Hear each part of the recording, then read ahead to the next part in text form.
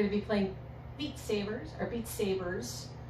What you have to do is pick a song, and then little boxes are going to come out. I'm going to show you what it looks like on the screen. Little boxes are going to come at you, and they're going to have either down arrows, side arrows, this side arrow, sometimes up. There's different ways that you have to hit. You have to follow the pattern of the arrows. If you see any kind of wall coming at you, whether it's above you, if it's above you, you got to duck. If it's on the side, you got to make sure you avoid it. If you touch the walls, that counts against you in your final score. So you really have to move your body in order for this game to work. Also, that includes your arm movements.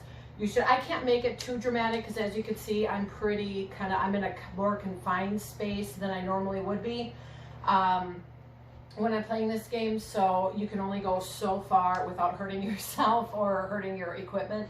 So I can't make as dramatic of arm movements as I normally do when I'm playing this, but you need to really move your arms in order to win the game as well.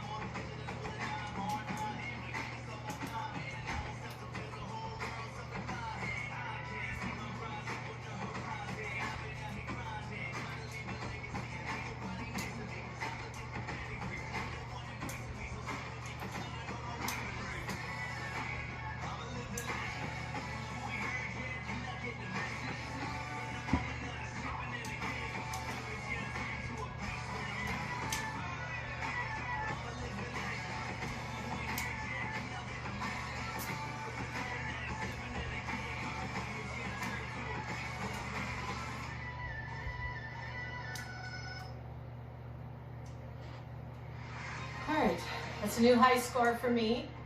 So I'm seeing all of these. Now, if you miss too many of the boxes in the order they're supposed to go, or if you let your head touch the top wall, or if you touch the side walls, you can fail the round. So that's another reason why you should watch what you're doing.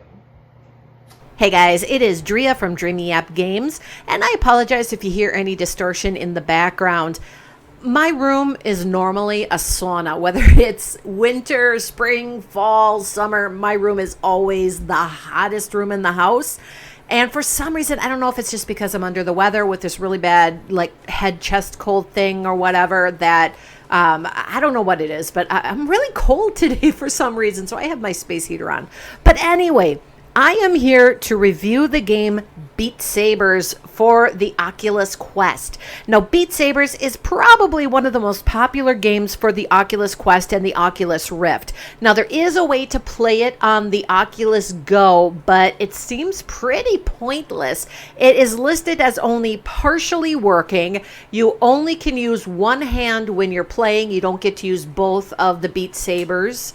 You can only use one, and again, it just doesn't seem to work really well because the Oculus Go only has 3 points of freedom, and you need at least 6 points of freedom in order to play the game. So that's something to keep into consideration when you are looking at systems to buy. Again, you could go back and look at my previous video where I explain it more in depth.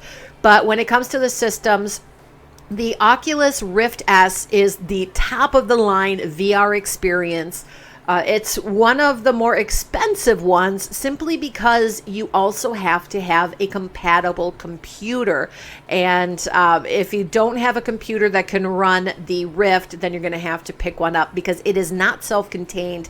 It has to have that computer. The next best would be the Oculus Quest. Now, it has just a minor downgrade, in my opinion, from the Rift. I personally, if you never saw the Rift, you wouldn't notice any difference because the graphics are amazing on the Quest. It has all of the points of freedom that you're going to want to be able to get fully immersed in that VR experience. And it is not reliant on a computer because it is self-contained, and that's a really big plus. Then there is the Go, the Oculus Go. Now, the Oculus Go is the cheapest in the line of virtual reality equipment. And it's a little bit of an upgrade from those cardboard boxes or like the units that you can buy at Walmart where you put your cell phone and your smartphone works as the screen for the VR, and then you have to run it off of Bluetooth. It's definitely an upgrade from that, and it gives you some of the virtual reality experience that you want to have for a more of a discounted price. The only problem is, again, it does not have all the points of freedom. It only has about 3 points of freedom. The controls are very limited. And it's also, there's a lot of games that are not compatible for this particular set. So that's something you want to keep in mind. It's the cheapest of all of the sets out there, but there's also a lot of limitations. But anyway, I am reviewing the Oculus Quest's version of Beat Sabers, and it works really well. I love this game. This is one of my favorite games of all the ones that I've played so far. Now, with all of the degrees of freedom available and the comfort of the mask, which no matter how tight you kind of put it, it still feels comfortable on your face. There's no hard parts that are like rubbing up against your nose or your cheeks, and so it's a very comfortable experience. And when you're moving around as much as you do in Beat Sabers, that is a huge plus. So that's really nice. But the things that I like about this game, one of the things I love is that it gets you moving. It has so many great songs. I mean, these songs have such a great dance beat, and you really get moving when you're sitting up there, and even when you're kind of paused waiting for one of those boxes to come at you, you're still kind of dancing a little bit because it is just so much fun, and the music just gets you up and moving, and I love it. So there are a lot of music available. Now, if you kind of go through all the songs, or maybe you want a different variety of songs, there are other packages that you can purchase that are not included with the game. I mean, the game comes with so many songs. I mean, so many. But if you want more, there are other packages that you can buy and upload into the game. So there is that option as well. Now, there are different levels of difficulty settings that you can use. There's the easy setting, which is obviously for absolute beginners, just so that they can get used to how the game works and still have a little fun. Then there's the normal mode, which is a little more challenging, but still doable for more relaxed gamers or more newer gamers. There's hard. And again, we're talking now more challenging, more for people who are more used to the game or who are pretty good with their, movements and everything like that. Then there is expert, which obviously you're talking about like maybe if you're a professional dancer or a professional gamer or just really, really, really good at this particular game. And then there is the hardest, which is expert plus. So you have a lot of different options available for your comfort, whether it is just absolute beginner and you're just doing it just to see what the game is like, to you are so good at this game, you should be doing this professionally. So it has all of those and everything in between. Now, obviously, this game is best suited for standing. I have actually played sitting in my bed because there's a couple times that I just like listening to some of the songs because they're so upbeat and they kind of get me like, swaying side to side a little bit. So I have been sitting in bed and I did play the game, and it actually does work if you're moving your arms and moving at your waist and everything. But it's more fun when you're standing, and it's a better workout.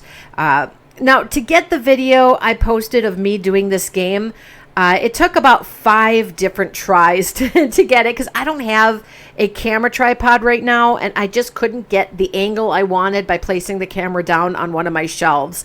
But after 5 times, I tried several different songs, and each song is about 4 minutes long. So when you try about 4 minutes times 5 times, we're talking about 20 minutes. And that's actually not a bad workout, especially if you're someone who wants to lose weight but really hates exercising, or you just hate going to gyms. It actually gets you going. I worked up a sweat, but it didn't really feel like I was exercising. I was just having way too much fun. The music really gets your groove going. It's just a blast. And it looks hilarious to those of you who are watching, from the outside, but it looks so awesome from your point of view wearing the headset. It truly feels like a 3-dimensional virtual reality experience. And when you're up and grooving, it does not feel like a workout, even though you are working out pretty hard. Now, here are the positives. You can choose how hard you want to play. It gets you moving. To really get the mood score or the good scores, you need not only to hit the right patterns, but you got to get your whole body moving into it. You got to make big movements with your arms and avoid those walls with your body. So it is a great workout without feeling like you're working out. They have a large selection of really fun music, and there are extra songs that you can purchase if you want something new. And if you have physical disabilities, what is nice about this game is no matter how hard you play, it really is low impact. You can get your heart rate up and work those muscles without hurting yourself. Of course, provided that you make sure you have enough room with no obstacles. And as I said, you can play this while sitting in a bed, or if you're in a wheelchair, you can still play this game as long as you can move from your waist and really work your arms. So it can still be really fun and a good workout, even for those with disabilities, or for those who like to just play while they're sitting, or for those who are confined to a wheelchair. It is still a game that is accessible to almost all players. So if you want to have fun, this is a great game. And I also think it's pretty good for kids too. Now, I've listened to most of the songs, and I haven't heard any music with objectionable lyrics. I mean, some songs are so fast that if there's a bad word, it kind of goes right over your head because you're so focused on the boxes and the arrows and trying to hit everything in the right beat that you really don't notice the lyrics. But for the most part, I have not heard any. So kids could probably have fun playing this. It's also, like I said, a low impact workout without feeling like you're working out. It's generally a very fun way to stay active no matter what your level of activity. So I have to give this game 2 really big thumbs up so far. One of my favorite games to this point. Anyway, guys, this is Drea from Dreamy App Games. I hope you like this review. Don't forget to go and like and subscribe to my YouTube channel for more future videos where I'm going to not only be reviewing these VR games, which I'm going to do as well, but of course I'm also going to be reviewing apps that you can download to your Apple Pad, your tablets, your smartphones, so that I can let you know what games are fun to play, what games are worth buying in-app purchases, or paying the $1.99. Because like I said, everybody's got a smartphone or a tablet or an iPad, and they're playing a lot of these app games just because, they're sitting and waiting at a doctor's office, or they're at work and they're, taking a little break. And so everybody's got these games, and I'm going to help you pick which ones are the ones that you should invest your time and money into, if any. So there you go. So I'll be back with another review in the future, and definitely like and subscribe to this channel. And until next time, guys, this is Drea from Dreamy App Games.